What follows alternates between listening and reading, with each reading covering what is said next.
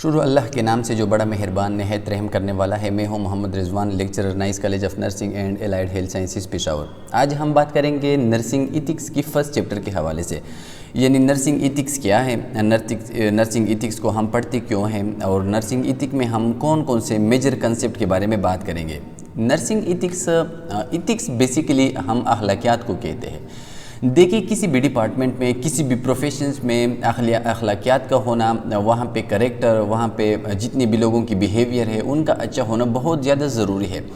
Ethics provide a foundation for a professional values. जितने भी professional values है उसकी फाउंडेशन, उसकी बुनियाद जो है वो इथिक्स पे बेस करती है। तो इथिक्स बहुत ज़्यादा ज़रूरी है। किसी भी प्रोफेशन से अगर आप लोग इथिक्स निकाल दें, उनसे अखलाकियात निकाल दे, तो वो प्रोफेशन एक खोखला रहता है। जिस तरह टीचिंग में इथिक्स का होना बहुत ज़्यादा ज़रूरी है कि किस तरह आपने स्टूडेंट के साथ जो है वो कम्युनिकेशन करना है, किस तरह आपने दूसरे टीचर्स के साथ, कोलीग के साथ, किस तरह आपने डिपार्टमेंट के मुख्तलिफ़ किस्म के प्रोफेशनल के साथ आपने किस तरह बिहेव करना है। इसी तरह हॉस्पिटल में अगर हम बात करें नर्सिंग के हवाले से, तो नर्सिंग में हमारी कम्युनिकेशन होती है, हमारी इंटरेक्शन होती है पेशेंट के साथ, पेशेंट के अटेंडेंट के साथ, हमारी अपनी कोलीग के साथ, दूसरे हेल्थ केयर प्रोफेशनल के साथ। तो देखिए, अगर हम अखलाकियात को नहीं समझते, हम में अखलाकियात नहीं है, इथिक्स की जितनी भी वैल्यूज़ है वो हम में प्रेजेंट नहीं है, तो हम मुख्तलिफ़ जगहों पे पेशेंट के अटेंडेंट को सेटिस्फाइड नहीं कर सकते और हम उनको वो केयर प्रोवाइड नहीं कर सकते जिसका वो हमसे डिमांड करते हैं। और इस तरह हम मुख्तलिफ़ किस्म के जितने भी रोज़मर्रा ज़िंदगी के मोड्स है वहाँ पे हमको प्रॉब्लम्स आ जाएगी। तो देखिए, इथिक्स कोई भी प्रोफेशन हो, कोई भी जो है वो ऑर्गेनाइजेशन हो, इसमें इथिक्स का होना बहुत ज़्यादा ज़रूरी है। इसी तरह the same ethics in nursing is very important. और इसमें हम सीखेंगे मुख्तलिफ़ किस्म की कंडीशंस के बारे में कि हम किस तरह जो है वो अपनी प्रोफेशनल वैल्यूज़ और किस तरह हम अपनी अखलाकियात को हम किस तरह ठीक करेंगे और किस तरह हम पेशेंट को वो केयर प्रोवाइड करेंगे जिसका वो हमसे डिमांड करते हैं, हम किस तरह पेशेंट को सेटिस्फाई रखते हैं और इस तरह हम किस तरह हम अपनी प्रोफेशन को हाईलाइट करेंगे, किस तरह हम प्रोफेशंस को जो है वो सक्सेस की तरफ ले जाएंगे with the help of ethics. Objective: at the end of this unit, the student will be able to define the following key terms. देखिए, सबसे पहले की टर्म्स, कुछ बेसिक कंसेप्ट का लर्न करना बहुत ज़्यादा ज़रूरी है। आप लोग कोई भी जो है सब्जेक्ट शुरू करने से पहले उन सब्जेक्ट के जो मेन कंसेप्ट होते हैं, जो कि बार बार रिपीट होते हैं उस सब्जेक्ट में, उसका समझना बहुत ज़्यादा ज़रूरी है।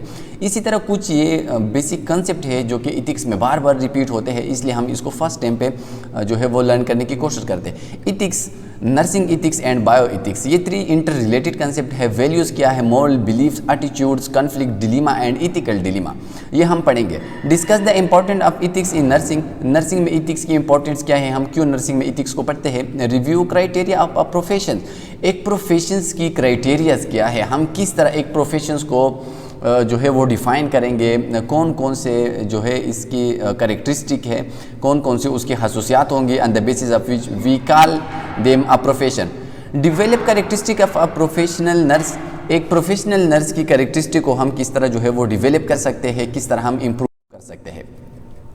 तो सबसे पहले हम बात करेंगे इथिक्स के हवाले से कि इथिक्स क्या है, इथिक्स की डिफिनेशंस क्या है और हम किस चीज़ को इथिक्स कहते हैं। Ethics Greek words ethos, custom और कैरेक्टर्स। तो देखिए, इथिक्स एक ग्रीक वर्ड्स है जो कि निकला है ग्रीक वर्ड्स के इथोस से। इथोस का मतलब है कस्टम और कैरेक्टर। कस्टम का मतलब है जितने भी हमारे तौर तरीके हैं, जितने भी हमारी अखलाकियात है, जितने भी हमारे बिहेवियर है, एटीट्यूड्स है, इन सब को हम कहते हैं कैरेक्टर्स और customs. And ethic is the expected standard of behaviour. एक इंसान से हम जो स्टैंडर्ड बिहेवियर को एक्सपेक्ट करते हैं उसको हम कहते हैं इथिक्स। यानी हर इंसान से, वो जिस प्रोफेशन में होता है, टीचर्स है, ड्राइवर्स है, इसी तरह नर्स है, डॉक्टर्स है, पैरामेडिक्स है, जो बंदा जिस जगह पे काम करता है उस काम के मुताबिक हम उससे कुछ एक्सपेक्टेशन करते हैं स्टैंडर्ड बिहेवियर की, उस एक्सपेक्टेशन को हम कहते हैं इथिक्स। या दूसरा डिफिनेशंस क्या है, the principle of conduct governing peoples, लोगों के साथ हम जो बिहेवियर करते हैं उसके स्टैंडर्ड जितने भी प्रिंसिपल्स होते हैं उसको हम कहते हैं इथिक्स। यानी हर इंसान किसी न किसी तरीके से वो सोसाइटी के साथ इंटरलिंक होता है, सोसाइटी के साथ कम्युनिकेट होता है। जिस तरह एक नर्स हॉस्पिटल में पेशेंट के साथ जो है इंटरलिंक होता है, एक ड्राइवर जो है वो सवारियों के साथ इंटरलिंक होता है, एक टीचर अपने स्टूडेंट के साथ उसकी रिलेशन होती है। तो देखिए हमारा जिन लोगों के साथ वास्ता होता है इसके साथ हम जो बिहेवियर्स के साथ पेश होते हैं उन बिहेवियर के सिस्टम्स को, क्योंकि हर एक बिहेवियर के लिए एक ना एक प्रिंसिपल या सिस्टम्स होता है कि किस तरह हमने लोगों के साथ अच्छे तरीके से जो है वो पेश होना है। कुछ इसके लिए शराइत रखे होते हैं। जिस तरह आप लोग देखते हैं हॉस्पिटल में कि आपने पेशेंट के साथ जो है वो सॉफ्टली वर्ड्स इस्तेमाल करना है, उसके साथ थेराप्यूटिक टच के ज़रिए उसके साथ जो है वो कम्युनिकेशन करनी है। तो ये जितनी भी जो बिहेवियर्स है जो कि प्रेजेंट होती है इथिक्स में, ये सब जो है कंबाइन होकर हमारी बिहेवियर को, हमारी एटीट्यूड्स को जो है वो पॉलिश करता है, उसको इम्प्रूव करता है। ये third one, ethics is the system of moral rules and principles that become the standard for professional conduct. देखिए प्रोफेशनल कंडक्ट का मतलब यह है कि आप किसी भी जगह पे चली जाए, वहाँ पे वो आप लोगों को रूल और कंडक्ट के बारे में बताएंगे कि देखिए आप लोगों ने इस ऑर्गेनाइजेशन में आपकी ये रिस्पॉन्सिबिलिटी है, ये आप लोगों की रिस्ट्रिक्शंस है, आप लोग यहाँ तक काम कर सकते हैं, ये एरियाज़ वो आप लोगों को एक्सप्लेन करते हैं कि these are the areas where you should interfere and these are the areas where you should not interfere. तो आप लोगों को अपने जो है वो कुछ प्रोफेशनल स्टैंडर्ड्स और कुछ आपको प्रिंसिपल्स बताते हैं। तो ये रूल्स या ये रेगुलेशन जो हमें एक्सप्लेन करता है हमारी अपनी बिहेवियर को, उसको हम कहते हैं एथिक्स। बायो इथिक्स, अब देखिए वो इथिक्स जिसको हम अप्लाई करते हैं बायोलॉजी में या लाइफ पे, उसको हम कहते हैं बायो इथिक्स। यानी ethics applied on biological life is called bio ethics. यानी वो इथिक्स जिसको हम बायोलॉजिकल लाइफ पे अप्लाई करते हैं उसको हम कहते हैं इथिक्स। यानी इथिक्स अप्लाइड टू लाइफ। देखिए रोज़मर्रा ज़िंदगी में जब आप लोग हॉस्पिटल में ड्यूटी करेंगे तो आपको मुख्तलिफ़ किस्म के कन्फ्लिक्ट जो है वो आप लोगों के सामने आएंगी। तो देखिए उस जगह पे आप लोगों ने ये सोचना है कि मैं किस तरह इस कन्फ्लिक्ट को, मैं किस तरह इस सिचुएशन को हैंडल करूं। तो इसके लिए आप लोगों ने इथिक्स का नॉलेज आप लोगों में होना बहुत ज़्यादा ज़रूरी है। और आप लोग इस पे जो है क्रिटिकल थिंकिंग करेंगे कि मैं किस तरह इस सिचुएशन को, मैं किस तरह इस प्रॉब्लम को जो है वो कम्प्लीटली एंड सेटिस्फैक्ट्री में उसको सॉल्व करो।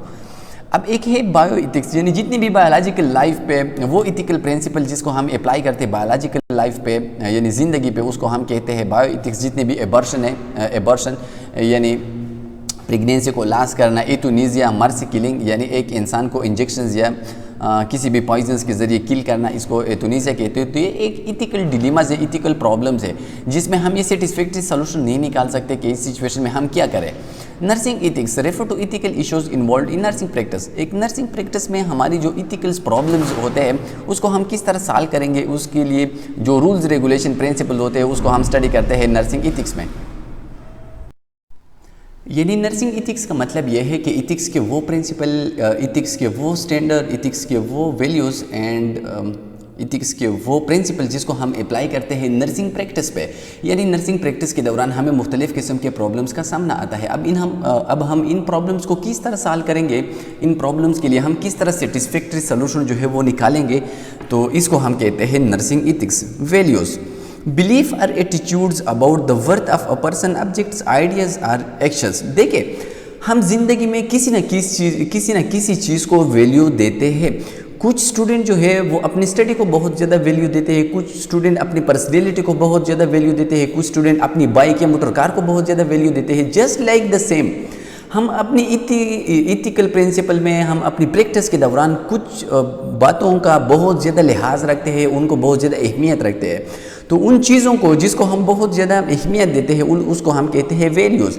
यानी इसके मुतालिक हमारी कुछ बिलीफ या एटीट्यूड्स होती है। हमारी बिलीफ होती है कि मैं स्टडी को बहुत ज़्यादा वैल्यू देता हूँ। अब ये मेरी बिलीफ है कि मैं स्टडी को इसलिए ज़्यादा वैल्यू देता हूँ कि मैं आज स्टडी करके कल जो है मैं किसी अच्छी जॉब पे होऊंगा और अच्छी जो है वो मैं पैसे कमा लूँगा, अच्छी जो है वो ज़िंदगी गुजारूंगा। तो इसी तरह वैल्यूज़ का मतलब यह है कि कुछ चीज़ों के बारे में हमारी बिलीफ या एटीट्यूड्स होती है और हम उसको बहुत ज़्यादा जो है वो वैल्यू देते हैं, बहुत ज़्यादा अहमियत देते हैं। कुछ ना कुछ जो है वो एक इंसान या किसी दूसरे इंसान को बहुत ज़्यादा वैल्यू देते हैं, या किसी ऑब्जेक्ट को या किसी आइडियाज़ या एक्शंस को जो है वो बहुत ज़्यादा वैल्यूज़ देता है। कन्फ्लिक्ट क्या है? Mental struggle resulting from incompatible और अपोजिंग नीड्स विशेस। तो देखिए कन्फ्लिक्ट का मतलब ये है कि रोज़मर्रा ज़िंदगी में हमारी मुख्तलिफ़ जगहों पे मुख्तलिफ़ चीज़ों के हवाले से हमारी कन्फ्लिक्ट होती है। कन्फ्लिक्ट का मतलब क्या है? कन्फ्लिक्ट का मतलब ये है कि मुख्तलिफ़ लोगों की राय और हमारी राय में फ़र्क होता है। यानी फॉर एग्ज़ाम्पल एक एक्शन है, आप एक तरीके से उस एक्शंस को करना चाहते हैं, कोई दूसरा स्टाफ कोई दूसरा कोलीग्स है वो किसी दूसरे तरीके से वो एक्शंस करना चाहता है। फॉर एग्ज़ाम्पल एक स्टूडेंट कहते हैं कि सर हमें जो है वो प्रेजेंटेशंस वाई हमें लेक्चर दे दे, तो कोई दूसरे स्टूडेंट कहते हैं कि नहीं सर हमें जो है वो ब्लैक बोर्ड या वाइट बोर्ड पे लेक्चर दे दे। तो इसी तरह ये दो स्टूडेंट के दरमियान एक कन्फ्लिक्ट पैदा हुआ।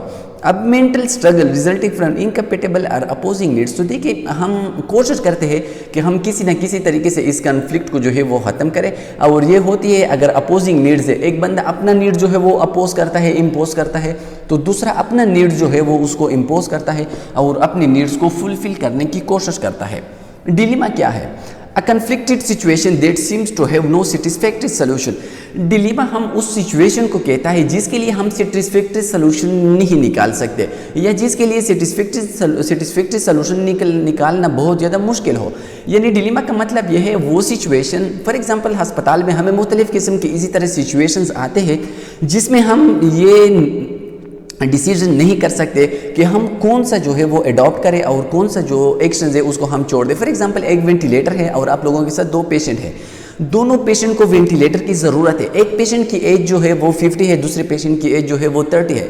अब आप लोगों के सामने ये डिलेमा क्रिएट हुआ, ये इस तरह सिचुएशन है कि आप लोग ये डिसाइड नहीं कर सकते कि मैं वेंटिलेटर किस पेशेंट को जो है वो यूज़ करो। आपने इसके लिए कुछ सेटिस्फैक्टरी सोल्यूशन निकालना है। तो ऐसे सिचुएशन, ऐसे मौके जिसके लिए हम मुश्किल से जो है वो एक सोल्यूशन निकालते हैं उसको हम कहते हैं डिलेमा।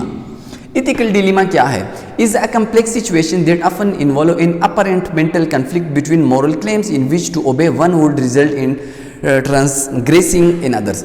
तो देखिए इथिकल डिलेमास का मतलब ये है कि मुख्तलिफ़ जगहों पे अगर हम जो है वो इथिक्स को अप्लाई करते हैं मुख्तलिफ डिलेमा किस्म के सिचुएशंस में, लेट सपोज दो कम्युनिटी है, एक कम्युनिटी की नीड्स बहुत ज़्यादा है, दूसरे कम्युनिटी की नीड्स बहुत कम है। एक कम्युनिटीज़ में प्रॉब्लम बहुत ज़्यादा है तो दूसरे कम्युनिटी में प्रॉब्लम्स बहुत कम है।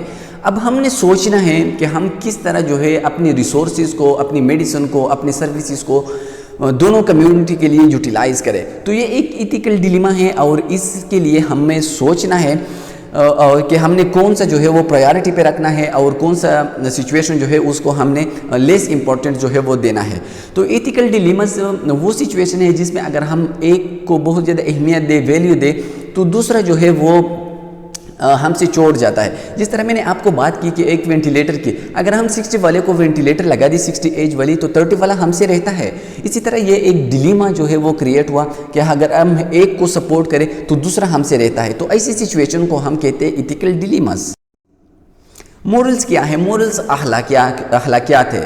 Is a personal conviction that something absolutely right और रॉन्ग। एक इंसान की वो सोच, एक इंसान की वो जहन, वो कन्विक्शन, उसकी वो बिलीव्स जिसके बेस पे वो एक चीज़ को टोटली रॉन्ग कंसीडर करता है और दूसरी चीज़ को या दूसरे आइडियाज़ को कंप्लीटली जो है वो राइट कंसीडर करता है हर एक सिचुएशन में। तो इसको हम कहते हैं मोरल्स। यानी एक इंसान है वो हर जगह इस चीज़ को बहुत ज़्यादा प्रेफर देता है, उसको जो है वो राइट कंसीडर करता है कि मैं हर एक इंसान के साथ जो है वो अखलाक से, हर एक इंसान से सॉफ्टवेयर से, गुड इंटरेक्शन से मैं पेश आऊँगा। तो ये एक इस इंसान की ये मोरल्स है, उसकी ये अखलाकियात है, उसकी ये गुड बिहेवियर्स है। दूसरा है बिलीफ। बिलीफ देखिए, बिलीफ और वैल्यूज़, ये दो चीज़ें हैं। वैल्यूज़ अगर हम रिलीजन से हट के किसी चीज़ को इम्पोर्टेंस दे दे तो उसको हम कहते हैं वैल्यूज़। लेकिन अगर हम रिलीजन के बेस पे किसी चीज़ को बहुत ज़्यादा इंपॉर्टेंस दे दे, वैल्यू दे दे, तो उसको हम कहते हैं बिलीफ। यानी belief is related with religion and value is related with ordinary life, not with religion. Belief क्या है? इंटरप्रिटेशन और opinion that we accept as true. हमारी वो इंटरप्रिटेशन, हमारी वो वजाहत जो हम किसी चीज़ के हवाले से करते हैं जिसको हम हर जगह पे ट्रू कंसीडर करते हैं।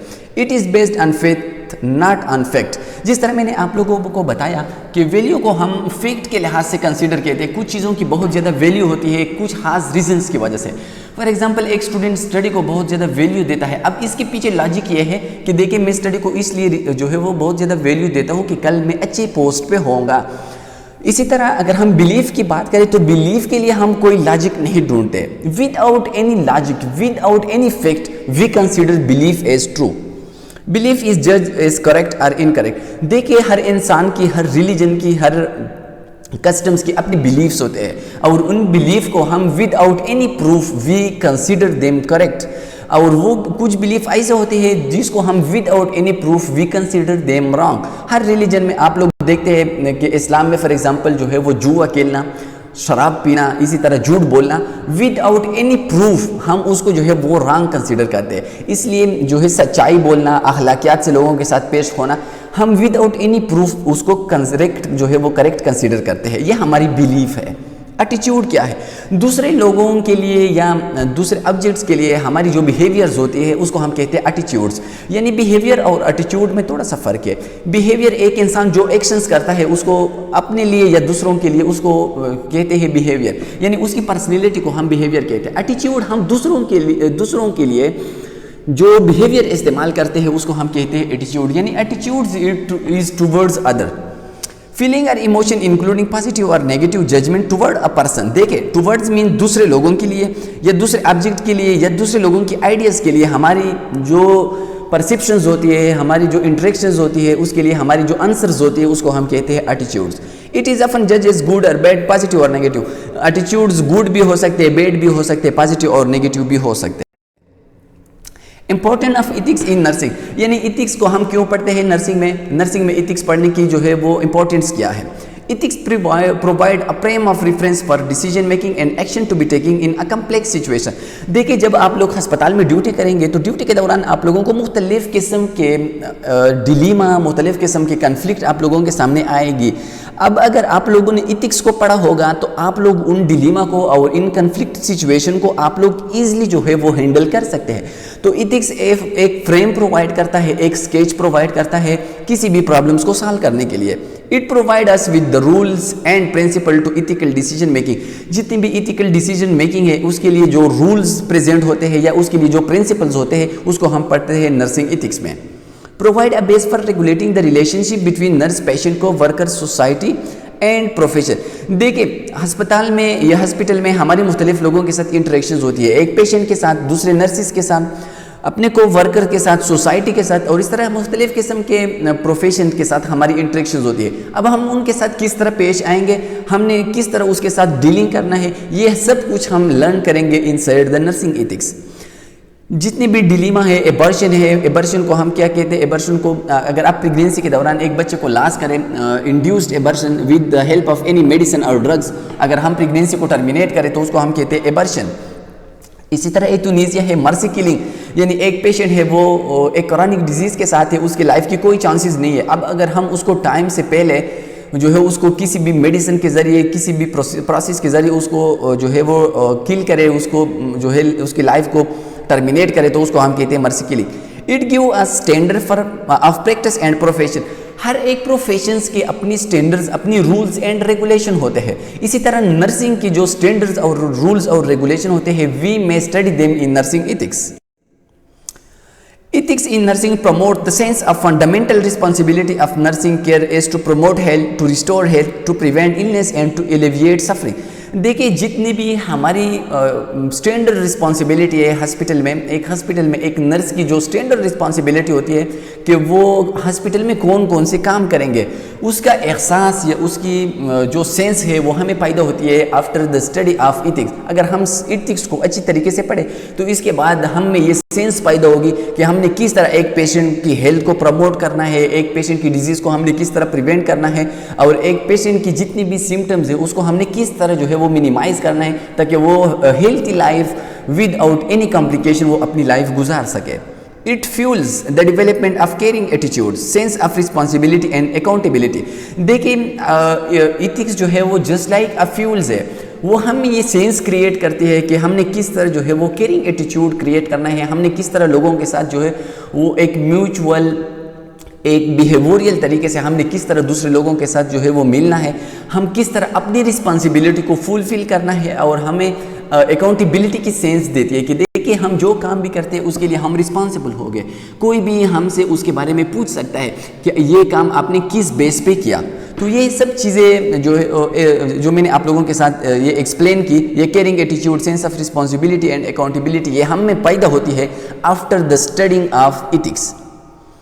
It promotes an environment in which the values, custom and religion belief are respected। तो देखिए इथिक्स के पढ़ने के बाद हमें ये सेंस पैदा होगी कि हमने हर एक इंसान की वैल्यूज़ को, हमने हर एक इंसान की बिहेवियर को, हमने हर एक इंसान की रिलीजन को किस तरह हमने रिस्पेक्ट देना है। यानी हमें पता चलता है कि किस तरह हमने लोगों के साथ डील करना है, हमने किस तरह उसके रिलीजन को, उसके अपने पर्सनल वैल्यूज़ को हमने किस तरह इंपॉर्टेंस देनी है। Ethics tells to hold in confidence personal information and to use judgment in sharing these information where necessary। देखिए इथिक्स हमें ये एक्सप्लेन करता है कि आपने किस तरह एक पेशेंट की जितनी भी पर्सनल इंफॉर्मेशन, कॉन्फिडेंशियल इंफॉर्मेशन किस तरह आप लोगों ने हिडन रखने हैं। यानी हर एक पेशेंट अपनी अलग प्रॉब्लम के साथ आता है, वो आपको अपने अलग प्रॉब्लम्स जो है वो बता देता है। तो हमने एज ए नर्स अगर हम इथिकल प्रिंसिपल को पढ़ ले तो हमारी ये रिस्पॉन्सिबिलिटी है कि हमने पेशेंट की जितनी भी प्रॉब्लम्स है जो कि उसने हमें एक्सप्लेन की, हमने उसको डिस्क्लोज नहीं करने हैं, किसी दूसरे लोगों को नहीं बताना है अनलेस इफ़ नीडेड। इस हद तक अगर उसकी ज़रूरत है, फॉर एग्जांपल एक पेशेंट किसी कम्युनिकेबल डिजीज़ के साथ है, अब अगर हम उसके फैमिली वालों को इन्फॉर्म नहीं करें तो उसको डिजीज़ जो है वो काज करने की चांसेस बहुत ज़्यादा बढ़ जाती है। क्राइटेरिया ऑफ नर्सिंग प्रोफेशन, यानी नर्सिंग प्रोफेशंस की क्राइटेरिया क्या है, कौन कौन से वो बैकबोन है on the basis of which nursing is a profession, a good profession. वो कौन कौन से जो है वो बैकबोन्स है, वो कौन कौन से बेसिक प्रिंसिपल्स है। तो देखिए अगर हम नर्सिंग प्रोफेशंस की बात करें तो नर्सिंग प्रोफेशन में सबसे पहले हमें बॉडी ऑफ नॉलेज, यानी हमें डीप नॉलेज होना चाहिए मुख्तलिफ़ किस्म के सब्जेक्ट का, एनाटॉमी का, फिजियोलॉजी का। इस वक्त हम जो है वो एक प्रोफेशनल जो है वो नर्स बन सकते हैं अगर हमें उन सब क्राइटेरियाज का पता हो। एडवांसमेंट ऑफ नॉलेज, यानी टाइम के साथ साथ हमें अपनी नॉलेज को इम्प्रूव करने की कोशिश करना चाहिए, मुख्तलिफ़ किस्म की हर स्टडी में इन्वॉल्वमेंट होनी चाहिए। रिस्पॉन्सिबिलिटी एंड अकाउंटेबिलिटी, हमें रिस्पॉन्सिबल होना चाहिए। हम हॉस्पिटल में जो काम करते हैं हमें रिस्पॉन्सिबिलिटी से वो परफॉर्म करना चाहिए, और अकाउंटेबल का मतलब ये है कि हम जो काम करें हमें ये सोच से हम वो काम करना चाहिए कि देखिए इसके लिए मैं अल्लाह के सामने भी और लोगों के सामने भी मैं अकाउंटेबल हूँ, कोई भी मुझसे इसके बारे में पूछ सकता है। क्लाइंट बेनिफिट्स, हर वक्त पेशेंट के बारे में सोचना चाहिए, पेशेंट की बेनिफिट के बारे में सोचना चाहिए, ये एक बेसिक क्राइटेरिया है किसी भी नर्सिंग प्रोफेशंस की। Code of conduct, code of conduct का मतलब ये है कि वो प्रिंसिपल जो हमें गाइड करते हैं कि हमने किस तरह जो है वो नर्सिंग प्रोफेशन के साथ जो है वो इंटरेक्शन करना है, कि हमने किस तरह पेशेंट के साथ इंटरेक्शन करना चाहिए, हमने किस तरह को वर्कर्स, कोलीग्स और पेशेंट के अटेंडेंट के साथ इंटरेक्शंस करनी चाहिए। तो इसके लिए जितनी भी बेसिक प्रिंसिपल्स है उसको हम कहते हैं code of conduct. Characteristic of professional nurse, एक प्रोफेशनल नर्स की बेसिक करेक्टरिस्टिक क्या है, उसकी बेसिक खसूसियात क्या है। केयरिंग, देखिए सबसे पहले हमारी जो बेसिक प्रोफेशनल करेक्टरिस्टिक है वो केयरिंग, यानी हमने हर वक्त पेशेंट की केयर करनी है, उसको सपोर्ट करना चाहिए, उसके लिए वो काम करना चाहिए जो वो खुद नहीं कर सकता। हॉनेस्ट, हॉनेस्ट का मतलब है दियानतदार, फेथफुल, इसी तरह पेशेंट्स यानी सब्र से काम लेना चाहिए। गुड लिस्टर, पेशेंट के प्रॉब्लम को अच्छी तरीके से समझना चाहिए। अकाउंटेबल, अपनी जिम्मेदारी से काम करना चाहिए। कॉम्पिटेंट, हर वक्त हमें कॉन्फिडेंट और कॉम्पिटेंट रहना चाहिए। कमिटमेंट, अपने काम के साथ हमें मोहब्बत होना चाहिए, उसके साथ लगन होना चाहिए। रिफ्लेक्टिव, हमें जो है वो प्रीवियस जितना भी हमारा नॉलेज है उसको हमने रिफ्लेक्ट करना चाहिए प्रॉब्लम सॉल्विंग के लिए। नॉन जजमेंटल, यानी हमने खुद जो है वो जजमेंट करनी चाहिए, पेशेंट्स की जितनी भी प्रॉब्लम है उसके बारे में हमने खुद सोचना चाहिए और जजमेंट करनी है। Self care provider, safe care provider यानी हमने पेशेंट को सेफ केयर प्रोवाइड करना चाहिए, कोई भी हार्मफुल एक्टिविटी नहीं करना चाहिए जिसके पेशेंट की हेल्थ को कोई जो है वो कंसर्न हो। इसी तरह professional characteristic, maintain ethical standard in practice, हमें पेशेंट के साथ अखलाकियात से पेश आना चाहिए, किसी किस्म की बदतमीज़ी या बैड बिहेवियर को हमने जो है वो नहीं अप्लाई करना चाहिए। Encourage peer to follow the same, दूसरे लोगों को भी जो है वो हौसला देना चाहिए कि आप लोगों ने भी इथिकल प्रिंसिपल और प्रोफेशनल कैरेक्टरिस्टिक को अडॉप्ट करना है। Follow policies and procedure defined by the institution. हर एक इंस्टीट्यूशन की अपनी पॉलिसीज़ होती है, उसके अपने भी प्रोसीजर होती है, उसको हमने अप्लाई करना चाहिए। मेंटेन इथिकल कंडक्ट, हमने हर जगह इथिकल प्रिंसिपल्स को अप्लाई करना चाहिए, उसको हमने प्रैक्टिकली यूज़ करना चाहिए। रिस्पॉन्सिबल, जो भी हम काम करते हैं उसको हमने अपनी रिस्पॉन्सिबिलिटी से कंप्लीटली हमने उसको फुलफिल करने हैं।